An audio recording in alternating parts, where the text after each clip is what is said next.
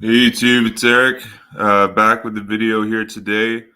Um, in this video, a shout out to the commenter ZipFreer who pointed this out to me. But this fact shows that we are proven right yet again.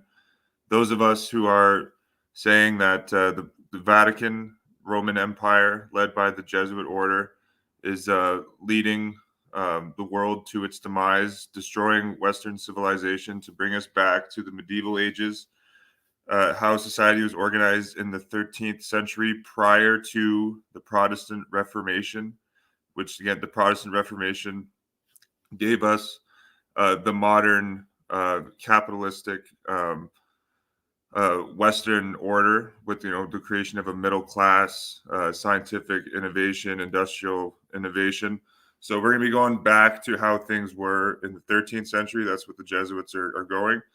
But I don't know if you saw the Roman Department of Homeland Security, which was created in the aftermath of the Jesuit-led false flag 9/11 attacks. The first DHS secretary was Tom Ridge, a Knight of Columbus, a devout Roman Catholic. I'll show you that right here. Tom Ridge, you see here, was the first United States Secretary of Homeland Security. I call it Romeland Security. All its purpose is to do is to buff up the American police state. Tom Ridge is a devout Catholic, Cathedral Preparatory School. He was also a Knight of Columbus. The current DHS director is Jesuit trained Alejandro Mayorkas. He supposedly has a Jewish religious background, but this guy has his doctorate from Jesuit Loyola Marymount University.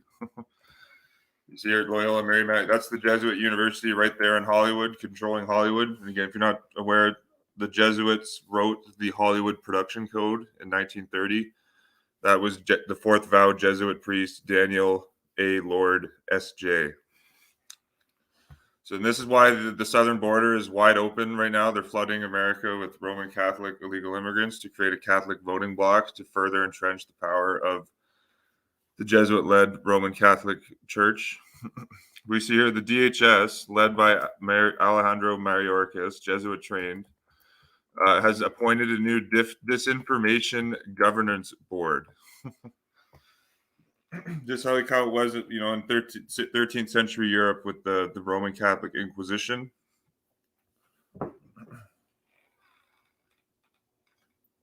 Church and state collaborate together to determine what is fact and what is fiction.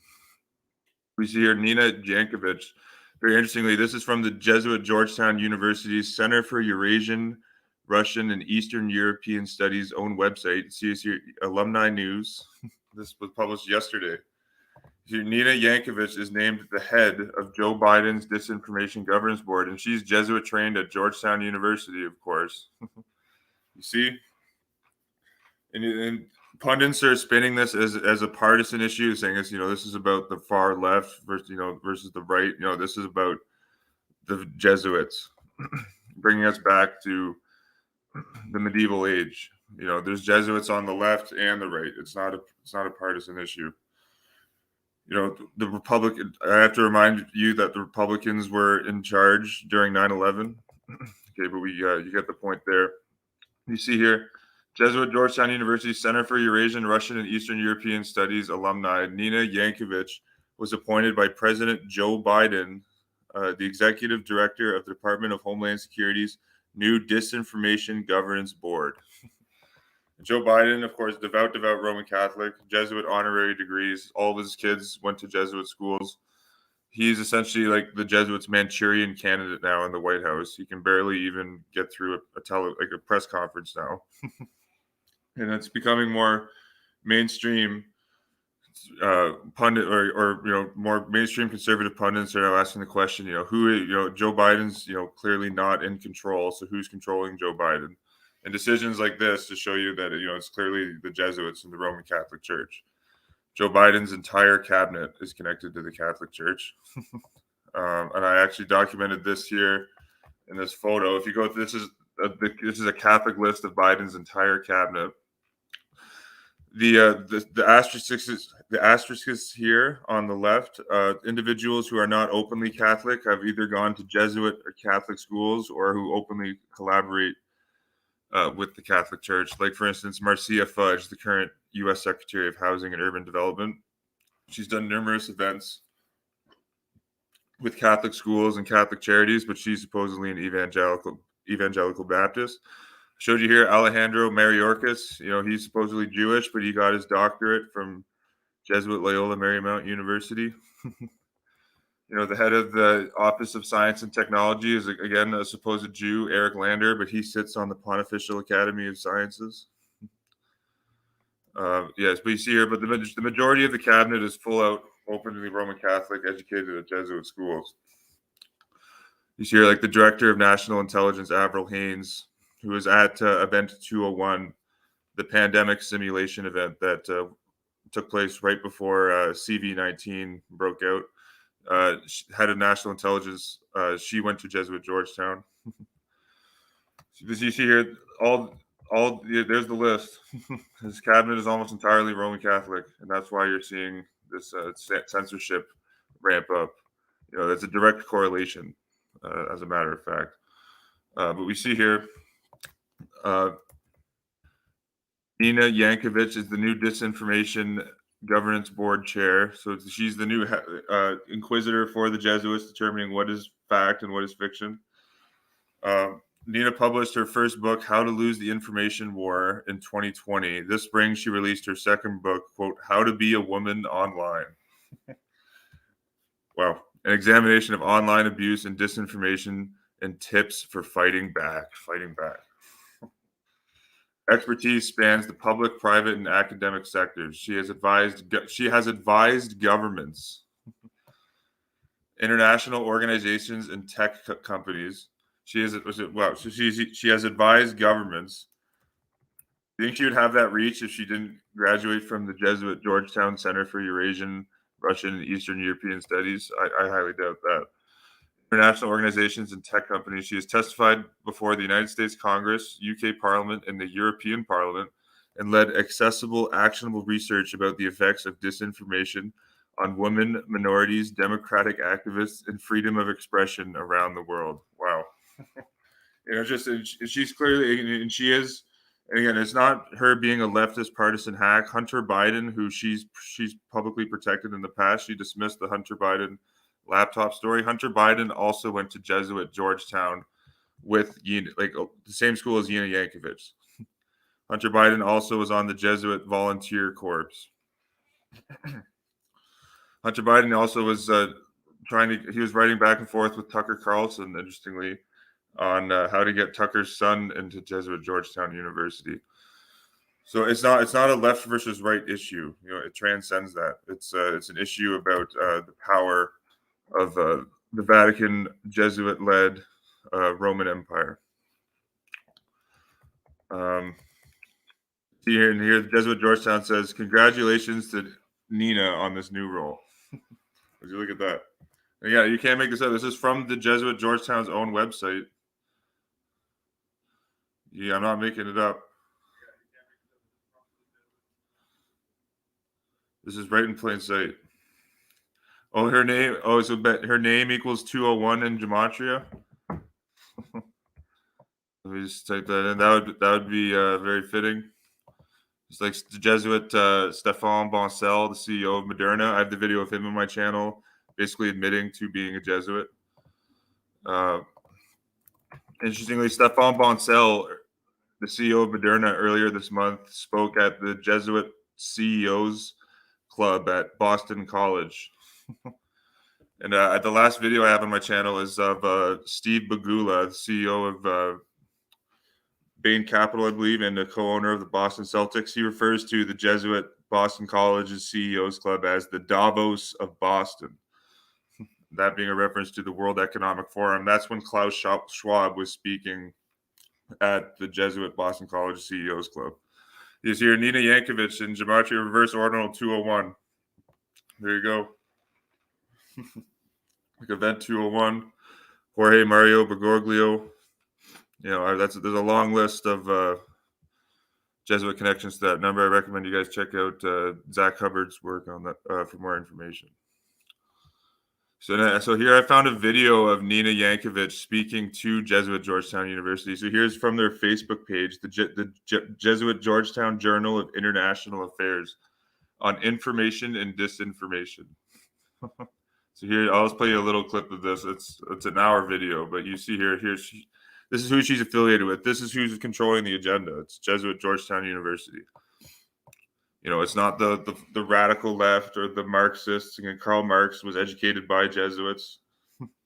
It's not those scapegoats. It's the Jesuits that's running the show. That's right, because of coronavirus, because of the Black Lives Matter protests and disinformation surrounding them, because of the insurrection at the Capitol. I think people are finally coming to. And again, that's just the idea that, and again, you can read at America Magazine, the Jesuits rag. They've been promoting very heavily that January 6th was an insurrection. An insurrection where no one was armed, and the only person killed was a woman shot by an unarmed woman shot by a police officer. But the Jesuits have been pushing very hard that January 6th was an insurrection so that they can launch a domestic war on terrorism using their controlled outfits like the DHS. Terms with the fact that online harms can create offline consequences. And I wouldn't say that's half the battle, but it is a pretty significant portion of the battle. We've had a lot of discussions over the past 5 or 6 years about whether disinformation is a real threat to democracy or not. And I think we've figured that out now, that yes, indeed it is. But in a way, we're in a worse situation than we were 4 years ago, and certainly 2 years ago. At this time, 2 years ago, I was in Ukraine reporting on their 2019 presidential election, the one that brought Volodymyr. That was very interesting too. She was involved with, Jesuit geopolitics in Ukraine, bringing about the current Zelensky administration, which was to essentially be hostile to Russia to create the war. One of the chaplains of the Ukrainian Greek Catholic, or the Ukrainian Catholic Church, shares the last name with Zelensky. I'm not sure if they're related or not. I want to see if I can. Here it is, the Ukrainian Jesuits War Diary. Yeah, this is from American Magazine. This is the guy here, Andrei Zelensky. I'm not sure if he's related at all to Volodymyr Zelensky, but that's very interesting that he's the head of the Ukrainian Greek Catholic Church. He's their chief military chaplain. There you go. Father Zelensky is the Ukrainian Greek Catholic Church's chief military chaplain. Very fascinating. And it's just interesting that Nina Jankowicz was involved in Ukraine at the time when Zelensky was elected.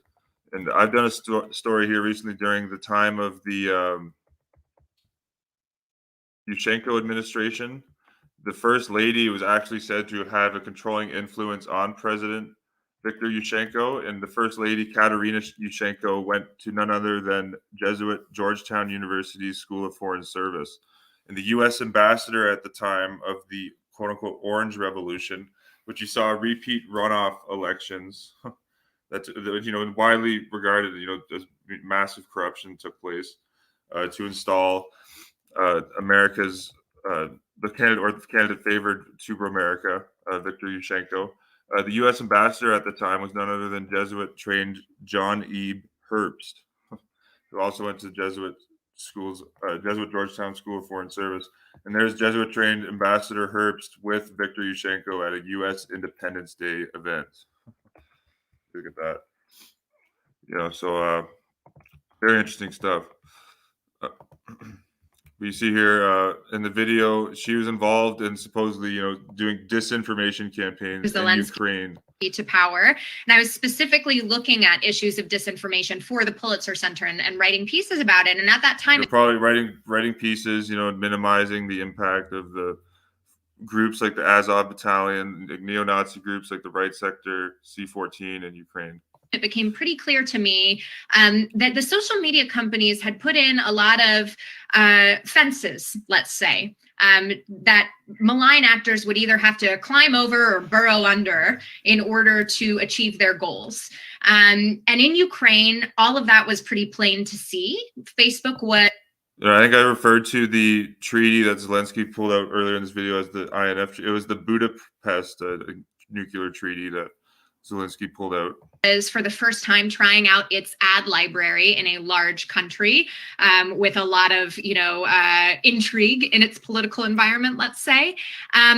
And that ad library wasn't working particularly well. And while everyone was really focused on the threat of foreign disinformation during the Ukrainian election in 2019, there was so much domestic disinformation in the Ukrainian information ecosystem. And it was being... And you see, and what has Zelensky done recently? Like he has banned all opposition in Ukraine.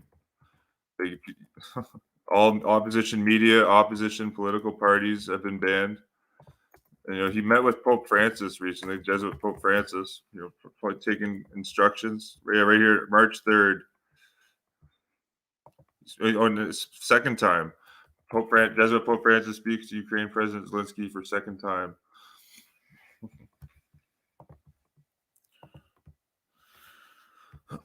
Yeah, so there you go. So that Nina Jankowicz, who ran disinformation operations in Ukraine just 2 years ago, is now head of the Department of Homeland Security's Disinformation Governance Board.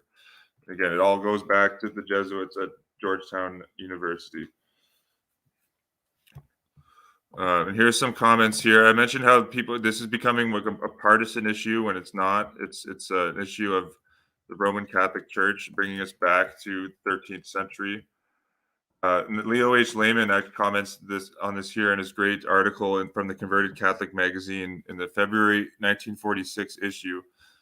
He says, if anyone thinks that the Catholic Church today has abandoned its aim to bring the world back to the feudal conditions of the Middle Ages, and censoring speech is a big part of that, he either has been deceived by the oracular nature or oracular nature of the pontifical pronouncements on economics, or has failed to read correctly the writings of the Catholic Church's outstanding economists in America.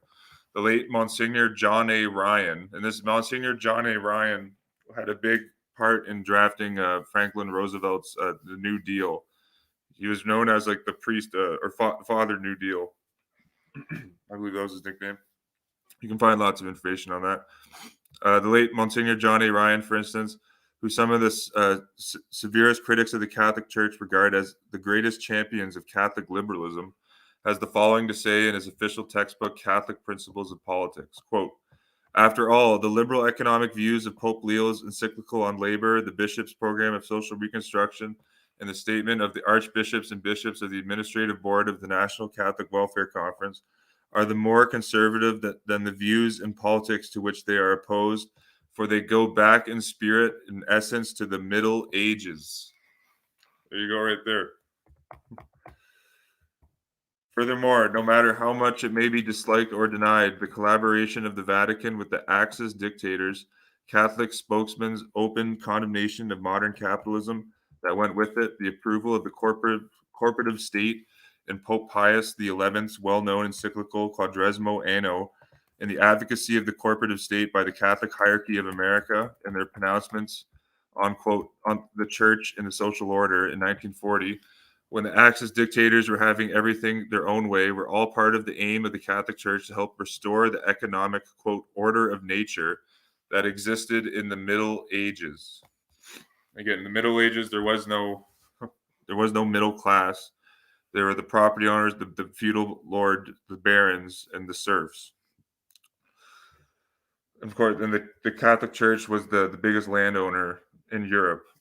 It was at this time also in April 1940 that the influential Jesuit magazine America sounded the call for, quote, a return to the integral social order, the principles of which are still preserved in our languid memory of the great medieval experiment, end quote. Roman Catholic Adolf Hitler's whole idea, according to the Father Edmund A. Walsh, the Jesuit geopolitician of Georgetown University, was also to restore the Holy Roman Empire of medieval times. Leo H. Lehman right here. I'm just going to read this next little block. The virtue of which the Catholic Church saw in the program of fascism was its determination to overthrow the capitalistic system of the plutocratic democracies, which Catholic spokesmen have always condemned as the child of Calvin and the Protestant Reformation. There you go right there. That is true. Definitely, if it wasn't for the Protestant Reformation, you wouldn't have seen the explosion of the middle class, which occurred roughly after the Treaty of Westphalia.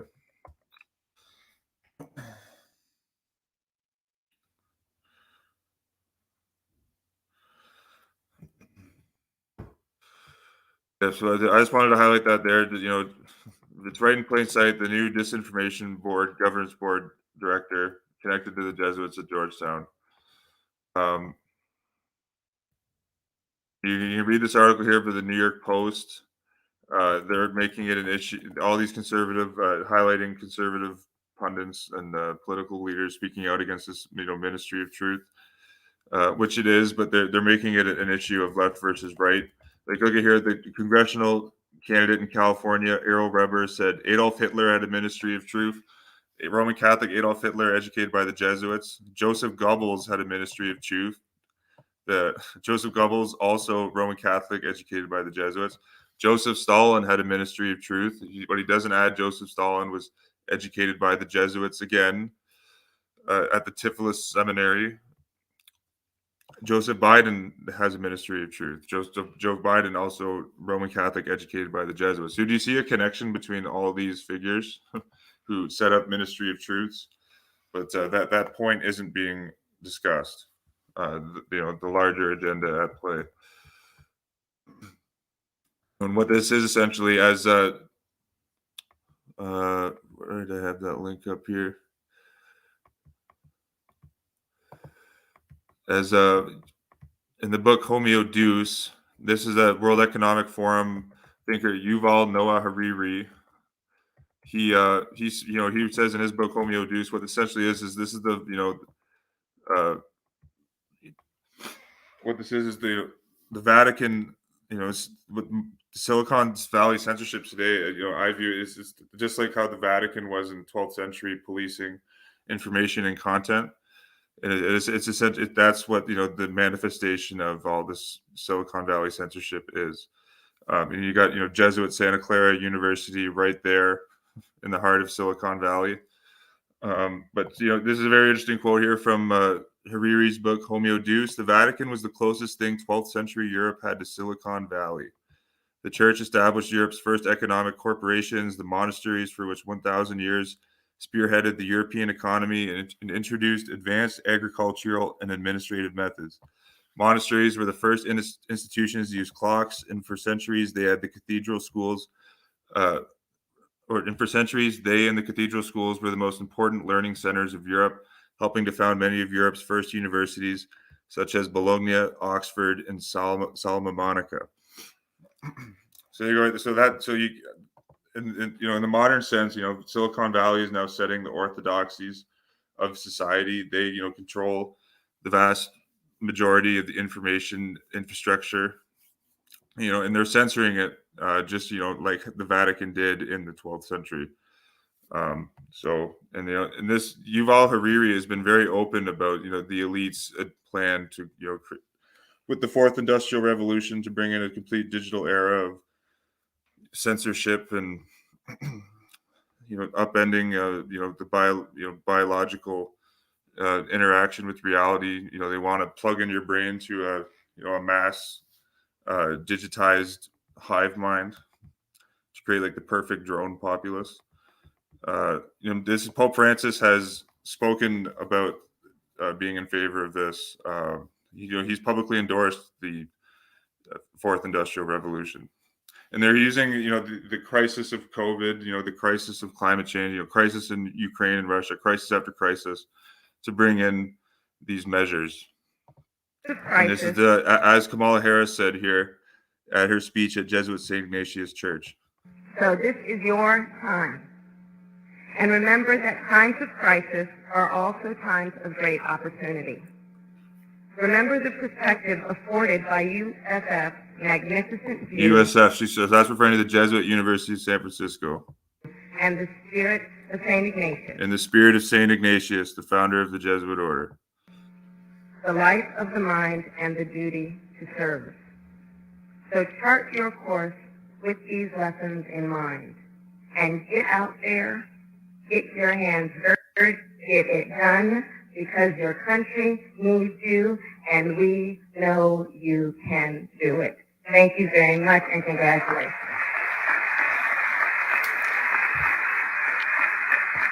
You go right there. Never let a crisis go to waste. You got to use the principles of St. Ignatius to take advantage of that crisis. Here's that Yuval Hariri speaking here. There's some interesting clips in this video here from on a High Impact Flix's channel. And again, this guy compared. He said that the Vatican, was like a 12th century Silicon Valley. Why do you think Pope Francis too has had all of the top CEOs from big tech companies come see him at the Vatican? You don't think that's a coincidence? Not just computers. We can hack human beings and other organisms. Science is not really, at least this is my view as a historian, science is not really about truth. It's about power. Science is not about truth. It's about power. Absolutely. Why do you think Jesuit Anthony Fauci was leading the U.S. government's CV-19 response? Science is not about truth; it's about power. Fauci's been documented to have, lied on camera, over 150 times, at least in the last 2 years. Well, I think maybe in a couple of decades, when people look back, the thing they will remember from the COVID crisis is this is the moment when everything went digital, and if this was the moment when everything became monitored, that we agreed to be surveyed all the time, not just in authoritarian regimes, but even in democracies. And maybe most importantly at all, this was the moment when surveillance started going under the skin. Because really, we haven't seen anything yet. And today, we have the technology to hack human beings on a massive scale. Yeah, everything is being digitalized. Everything is being monitored in this time of... Absolutely. And why do you think the Vatican is hosting transhuman conferences, transhumanist conferences? I have that link up right here. Vatican conferences right here. Vatican hosts conference testing on transhumanism. This was hosted by the Catholic priest, actually, Philip Larrea, who I have videotape of. Philip Larrea says on camera that World Economic Forum chairman and founder Klaus Schwab is often in the Vatican.